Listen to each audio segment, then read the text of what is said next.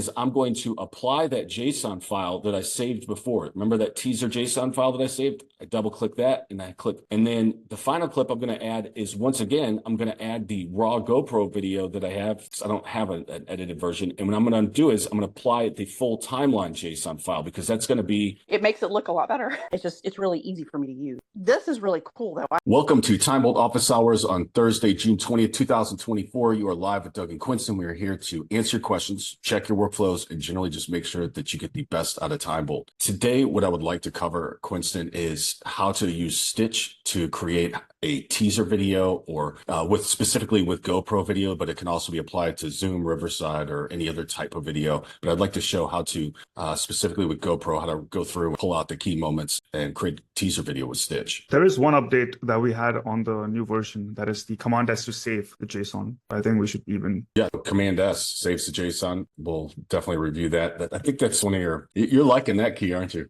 Yeah.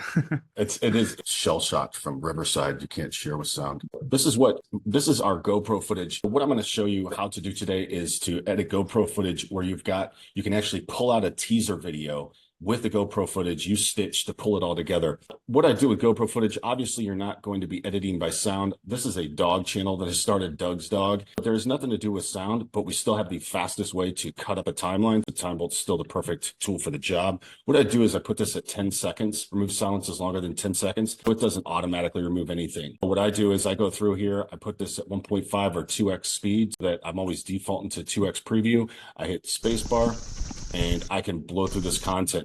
Anytime I have something I want to cut, right? I hit S. Doug is my dog channel.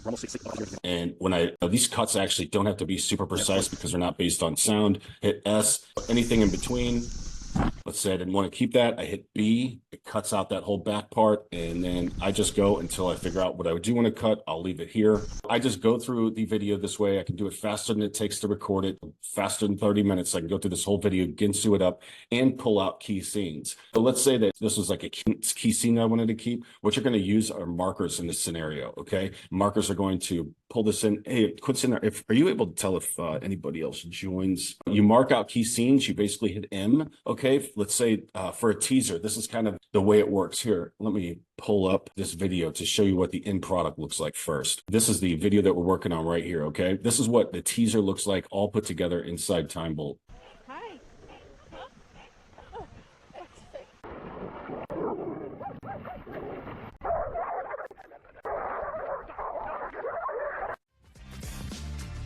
See, that makes me kind of want to watch this, right? So I was able to pull out some of the key highlight moments and then add an intro reel that already had audio. And then here comes the thrust of the main content. Now you can do this is the winning combination for all types of videos on YouTube. All types of videos on YouTube, just showing people what they're going to get. You can throw in your teaser now. You don't have to wait to render and then do it. Put this in iMovie or another editing software. You can do it all inside TimeBolt. What I'm going to do is just go ahead and load up a JSON of all the cuts that I already made. What happens is after I go through and mark all my key scenes, okay, what I want to cut out with these little markers, you basically do keep only mark cuts. And when you do keep only mark cuts, this is what my saved JSON look like. It already has all the content. So this is that timeline fully cut up. You hit shift up to go to the first cut.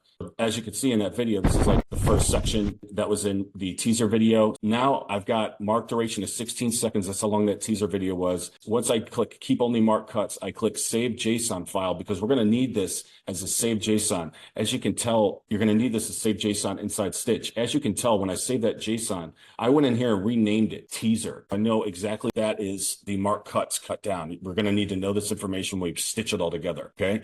And again, this is the same with GoPro, Riverside, Zoom calls.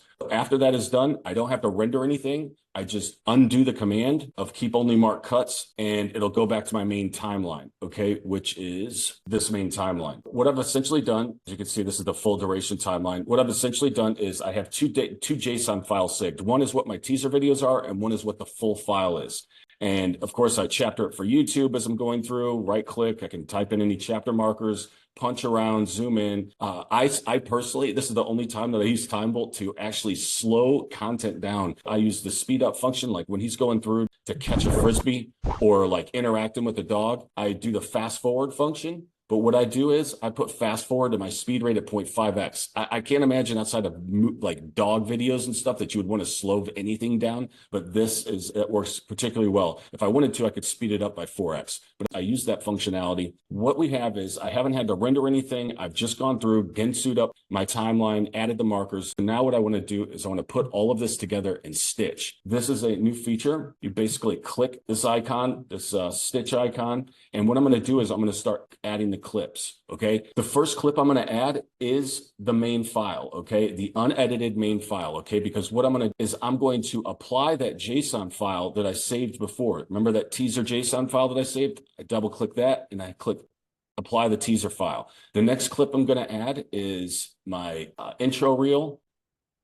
And then the final clip I'm going to add is, once again, I'm going to add the raw GoPro video that I have, the unedited version, because I don't have an edited version. And what I'm going to do is I'm going to apply the full timeline JSON file, because that's going to be what all I wanted to keep for the main body of the show. What you're going to note, what you're going to do before you go ahead and stitch these together, here you're going to want to clear the chapters, because I created chapter markers, and both JSON files have chapter markers. You don't need chapter markers for the teaser video. You clear the chapter on your first video. And now when chapter markers come out, it'll account for the fact that you've got basically 30 seconds worth of teaser video content before this video file shows up. So it's all the math is done for you. I can preview this.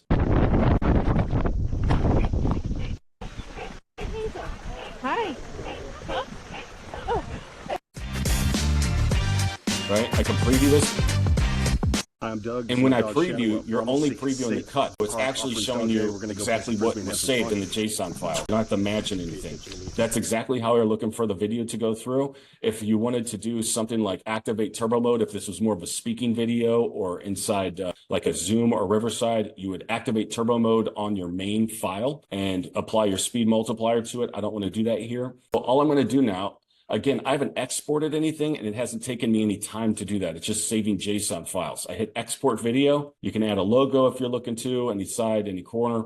Make sure my fast forward rate is the 0.5x, right? And now here's where I get to choose my output resolution. This is shot in 4K and 60 frames per second. I have the option to do it both horizontal and vertical. And right now, if you accidentally do something like on vertical, it's just going to basically take that whole video down and shrink it down into a horizontal aspect ratio. Here, this is what it kind of looks like if you accidentally, it will basically just shrink it down into a vertical video, which works great for shorts. You can use it for those types of things. And I think we're going to be working on some technology that possibly fills the top and bottom at some point. But right now, all I basically do is hit export video. But before I hit export video, I make sure that this is at 60 frames per second. Before I hit export video, I hit download chapters text file. And now you're going to be able to see that these chapters are all marked, and it takes into account the two videos that you stitch together, right? So that's good to go. I hit export video, and then I go walk the dog, do some chores, whatever it is. When I come back, we've got a video with a teaser, intro reel, just the cuts that I can upload direct to YouTube, chaptered for YouTube. If I had one of those boards, I would like clap for myself. But Dr. Tricia, I see that you joined us. Is there anything specific we can help you with today? Yes. I just popped on. I would love a recording of this, actually, because I didn't take notes. I've been multitasking. Sure. That is really cool. I am novice at this stuff, but me and you're kept, and then it makes it look a lot better. I appreciate it. It's made it easy for me that I don't do. And what type of content are you creating? I'm doing more informational. I do nutrition, functional medicine. So it's basically, what I've been doing is just recording myself on Zoom and then going in and using Instagram to edit out like all the ums and re-say it. Oh, okay. I'm cutting out. I'm sorry. Yeah, that was cutting out pretty bad. I don't know if it was. Sorry, that's strange. Okay. Anyways, I use it. I do my recording with Zoom. So if I say something and want to re-say it in a different way, I'll say it again. And I'll basically just cut those parts out when I go back and listen to it. It's been awesome for just basic editing for me. It's really easy for me to use. This is really cool though. I love a recording of what you just went over in like slow motion for me. I could slow it down and go through each step to do these trailers. That's really cool. Awesome. And is there a reason why you're recording on Zoom? Are you talking to somebody else? I've done a few, honestly. I don't know where else to record. It's really easy for me to put it on my big screen in front of me, focus on looking at my camera. I don't know. I have a pretty decent camera and microphone. It's just been the easiest way. I don't know. Is there a better way? Yes. And this isn't Shark Tank, but there is a better way. That's Okay. but it's all integrated right in with TimeBolt, okay? And it's a much better way for you, actually. What you're going to do is just hit see the screen recorder? Share your screen, dog. I Shit. can't see your screen. What the oxymoron in Yeah, there. and I've Amateur been hour over here. using, I use Zoom. Like if I do a recording with somebody else, if I do like an interview, I've been using Zoom for that.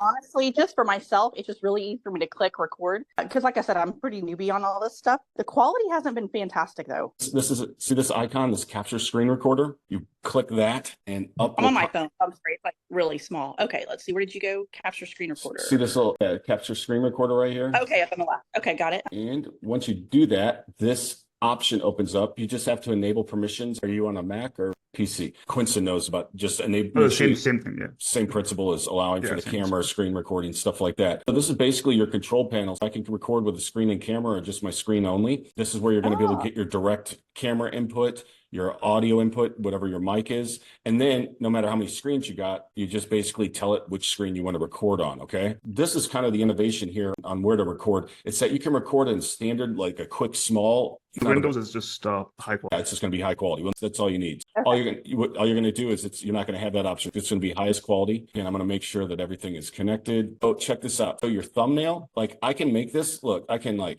be like a little piece of the screen. Can you see me right here? Or I can go this big or put it anywhere. And then what you want to do is, I'm going to go ahead and start recording. Once you hit start recording, all that stuff goes away. It goes down in the taskbar, but you can move your thumbnail around, right? And you can resize it. You can make it super small. But what I like to do is like, if you're talking over a screen, like I'm doing now, I can stop talking, go full screen, okay? You're going to see when I edit this and I hit stop recording, it'll just basically jump to the next scene. It looks like you're jumping in between scenes. I stop talking. So if I wanted to share a screen or something, because I haven't really been doing it. Got it. Share your screen. You're talking to me one-on-one in big screen, and then you share your screen. Here, once you get done recording that, I hit stop recording. You just basically save it right anywhere, right? You can rename it something if you want.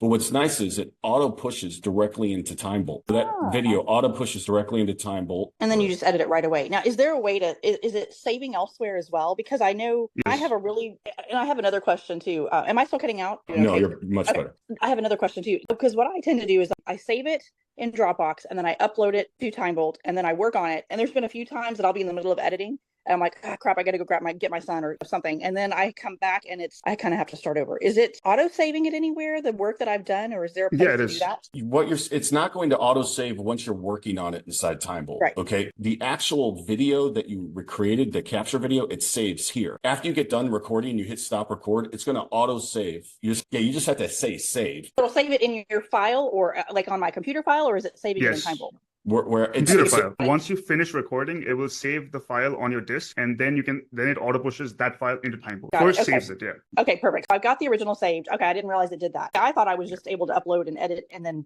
download, or I can't remember the word. Okay, excellent. But if I'm in the middle of editing if I'm in the middle of editing a video and I don't complete it, does it save it where I'm at, on TimeBolt? Like, yes, you can. It's with the Control S or Command S. Yeah, and with that save JSON file. Up to the edited portion, like on my computer. Save the cuts. It will save all of your cuts. Okay, got it. Okay, but saving it on my computer somewhere. I need to figure out. Can you show how to do that? Yeah, sure. Here, what you're going to do is you're going to hit save right here. Okay, hit save timeline cuts. You can hit Command S. Gets a little advanced. Just hit save timeline cuts, and that's what saves. It's called a JSON file. I basically hit save time, and see that's that JSON file that when you'll see the recording list I'm talking about stitched, it's just a cut list, okay? Since you'll be using TimeBolt forever, that's what it is. It's saving like as a video or something. It saves the cut list. You're not having to render something out, but it basically just saves your cut list. So when you are going to go pick up your kid or something like that, it shouldn't just disappear, right? It should never just disappear, but just to be safe, go ahead and just hit save timeline cuts. That way I'm not having to start over. Okay, that makes sense. Because I didn't want to export it at that point, but yet it's only happened like once because I try to be finished before I leave. But okay, good. I'm gonna have to. I'm sorry, I popped on this on my phone. It was just like, let me. Sure. While I'm kind of multitasking, do you guys do this every week? Every Thursday. Okay, is this a new thing or is it just something I just have finally paying attention to? We usually just send it out to customers that signed up in the last 90 days, but once a month we send it to the invite to everyone. You're probably on that list. I'm in everyone. I've had it for probably a couple years now. I know I update pretty regularly, but honestly, I don't know what the heck I'm updating. I see new buttons and I just do what I do. I swear, if you're looking for in the email that I sent, there is a bunch of topics that came from a previous office hours for people just kind of getting used to the new TimeBolt. There are some really cool key features in that email that I sent that I have the topics already separated out. I would go through. That includes the stitch feature, but you'll certainly be able to get this on the recording for this is great. Okay, no, honestly, I'm kind of a novice at all. Can you just show her first how to apply the timeline? You saved it, but now you also have to show her how to apply it back. So that's right. Let's say I just shut TimeBolt down now, okay? And I come back, open it up, and I'm like, oh crap, where's all my work? You won't be thinking that anymore. This was the saved file. This was the raw file. You're going to put that's the save. We've got an empty TimeBolt. And I'm like, okay, I want to get back to the work that I was just working on. You're not going to go here and do this, okay? You're not going to go, hey, I need to put the JSON file in. What the hell? That's not working, right? Because that won't work. You want to add your raw file. Remember, it's all about add your raw file into TimeBolt. Okay. The original source file. And then what you want to do is go here and hit apply timeline cuts. Okay. Select the JSON and it'll apply whatever cuts. That's the previous saved cuts. Okay, got it. Okay, exactly. That's cool. All right, that's good to know. I had no idea I could do that. And I was just thinking, another reason I use Zoom is sometimes it can kind of, how do I say, it has got a couple of features to kind of make me look not so harsh, if that makes any sense. Mm-hmm. Does this have that kind of feature as well, or? No, we don't have any filters. Yeah. It's not, and I use very little, but just a little brightening, just that kind of thing. Okay. But so it's just straight recording. It'll be straight recording. It's going to be a lot higher quality too. And that's kind of like, that's definitely a plus. But as you're going through this and doing now, once I can stop talking, go full screen, you see how in TimeBolt, you're able to just kind of go back and forth between screens, right? So by like when you talking, and that's how that works. And then if you ever want to just use this, I don't know if you ever like communicate with your customers with just quick video messages. You can also capture your screen like that and then go down here and then hit export and upload to an unlisted link, either from here or whenever I'm talking. There's not a video that I send, whether it's on YouTube or to anybody, that I don't add my turbo mode. About turbo mode, this will help you talk. Who doesn't want to talk 12% faster without sounding like a chipmunk? You can just basically just leave it at, it'll increase your rate of speech by 12.5%. I can go export and upload to an unlisted link. This is a higher quality file, and it's going to go through and it's going to render. You can imagine these are like for quick video messages where you have to give, you're an entrepreneur as well. Like you have to give creative feedback on a website or something that you're going to have to write a 5-paragraph email. Don't write a 5-paragraph email. Flip your camera on, use the capture program, and you can just walk people through. Oh, I like this button. I don't like it here. This is the kind of the placement I'm looking for. This is more what I'm thinking about, right? Where you have to explain and show. Then you just hit end, and this is how you basically throw some turbo mode on it and click this icon within turbo mode, and I'll show you what it does. And faster than it took you to record it, and far faster than it's going to take you to write a 5-paragraph email, and easier to watch than reading 5 paragraphs, right? Here you go. Right. This is, we built Loom, but it doesn't suck to watch. I'm going to go ahead and start recording. Once you hit start. So this is an unlisted website link that you can send to a colleague. Of course, you can download the file and upload it to Slack, but this is just a quick way to communicate with video messaging when you don't want to write a bunch of emails. That's cool. Are these, I think when I signed up, you didn't have all this stuff. No. It was literally just cut and edit videos a little bit. Okay, I had no idea all this stuff was updated. I need to read these emails, I guess. That last email that I sent was like, or the last office hours. I've just kind of kept that live. It tells you about your quick keys. I swear, if you just learn a few things, it will speed up your editing process fast. You should be able to cut through all of your video faster than it takes to record it. Fully polished. Remember the keys, USO. Yeah, no, I do that. Well, and I kind of. The most important keys are your USOB. It's the easiest. Have you ever been watching, like, this is the important key. Have you ever been going through your footage? So I stop talking.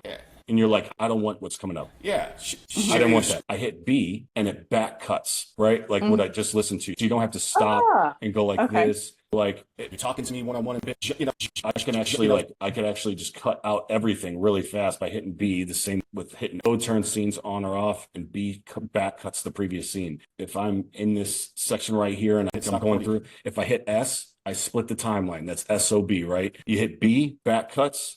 O turns the existing scene off. So you see, I didn't have to like. Okay. Yep. I You didn't have to go down like, and click all the little no, icons all the time. Okay, got it. When you're doing that with Zoom or any of those calls, you'll definitely want to do that. But especially if you get on a Zoom with a call with another customer, that's really where those teasers and stuff really come into play, is like when you've got a kind of a back and forth. But if you get a chance to take a look at those videos and join us next week, you can have a. I'll be on my big computer next time. I have a meeting at 10, so I've got to get going. I got to drive to. But next time I'll put it on my calendar to be on the actual computer so I can actually see, because it's really small on my phone. Great. Great. One quick 30-minute call with us next week. We'll have you set up for a long time how to use TimeBolt. Awesome. Okay. Well, I appreciate it. Thanks so much. I'm glad I popped on today. Same here. Thanks, Dr. Fisher. Yes, sir. Thank you. For joining Bye-bye. us. Okay. Bye. And we'll just walk through the idea that I was telling you about the MXF file. In this, what we're doing is we're just creating a new project and adding a video file like the MXF file, and then we are taking the wave, right? That's what we'll do now. Doug, can you create a new project, add a video file, make it like if it's a smaller video file, that's fine. And then exporting a wave. The raw file. Then export a wave file. And export file default and choose export file default and then wave. And just audio. Click on format audio and audio only. Format audio like and that? then wave. Audio format wave. And then you have action none, I think. There's no action. Okay, cool. Next, export. Pretty fast. Got that. Cool. Now take the wave file and drop it in. Now what this gives us, it gives us all the cuts of the wave. Basically, you had your audio, you took the MXF file, took the audio out, put that audio in TimeBolt. Now you have all of your cuts, right? So let's assume that these cuts are correct. We're just going to assume for now that these cuts are correct. We can see how to fix that later. The next step is to export an FCP XML multicam file. We export a multicam file. So let's assume that the frame rate is 30 frames per second. It could be anything. You export a FCP XML multicam file. And then what you do is you take your MXF file and then add it as a track inside the multicam. And then you have all your cuts. Do I have to work in a multicam file? Because I don't like it to edit. What's going to happen is that you don't need to access the multicam file again, right? You only have to, because then those will be your clips. Because there's only one file inside the multicam file. It's that you don't have to go inside ever again. The only reason the multicam file is even there is just because the cuts are in there. There's no other reason. Essentially, a normal clip, you can increase it, decrease it, make it smaller, bigger. It doesn't matter, essentially. Okay. This is the multicam. You go inside, add that track. Add angle. Add an angle, correct? Yeah. And then take the original video and drop it in here. Just drop in the original video. And then you you exchange the tracks. You need to create one more track to act as the temporary holder.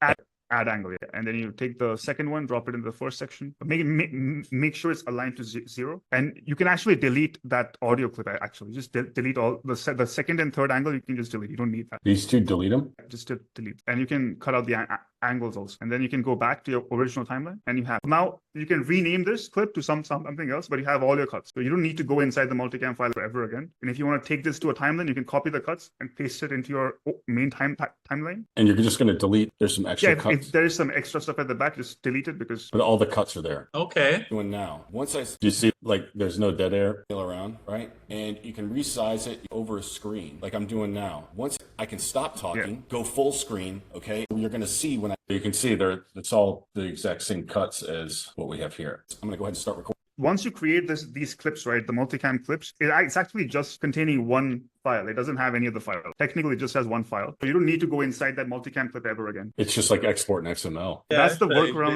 I hope you understood the technique of what I'm talking about. There is a reason why MXF files are not supported in TimeBolt. It's just because your file might be simple, but there are other people's files that have. I've seen a file which had like 4 audio tracks in 4 different files, and that MXF file was basically linking to 4 different files. That sort of structure is very difficult to work in TimeBolt because it just makes a lot of complication. What we decided was instead of doing MXF files directly, we'll have this. The FCP XML multicam is similar to XML sequence in Premiere Pro. If you use Premiere Pro in the future ever, then you can use that. In FCP XML is the FCP XML multicam. Technically, they're the same thing. Yeah, thank you guys. I appreciate it. I will do my update if it I works. can't. Yeah. Sorry. It's okay. I think it might be a good idea maybe if we make sure to check on you after you do your update and all that stuff. Yeah, I Why will not- send you an email. I can't recall like what is in your content as far as video goes, like in your timeline, because what Quinston was recommending was also like if you export it as like a 360p video and audio file, then you could use TimeBolt to visually and auditorially edit to where you could add like maybe you want to punch in on something that you're showing, like that's not, you don't have to do keyframes. You can do all that stuff right inside TimeBolt. You can fast forward demonstrations. You can add chapters. There's all those elements that you can do prior to sticking that in Final Cut to where you won't have to revisit. You'll make sure that you're not adding or taking away time. I really need to see your workflow. From the content that I saw, I think he's doing interviews, right? Pretty basic interview documentary. It's just a lot, and one of my clients like just asked me because I finished a project, but it asked me to make to give it all the interview clean, and I don't want to go like full 20 interview. I made it. That's what and it could be useful for the future. Your app, it's magic for us, especially in the documentary. I look forward. I make my update and I email you just to make sure everything's work fine. If I have any problem, I ask. Thank you for the service. Very appreciated. So much. I appreciate you. Thanks for choosing TimeBolt. Thanks to you. Very appreciate it. Have a good one. Bye. Bye. Take care. But that's it for TimeBolt office hours on June 20th. Don't forget to like, subscribe, and of course, the notification bell when we go live, and we're out of time. Thank you.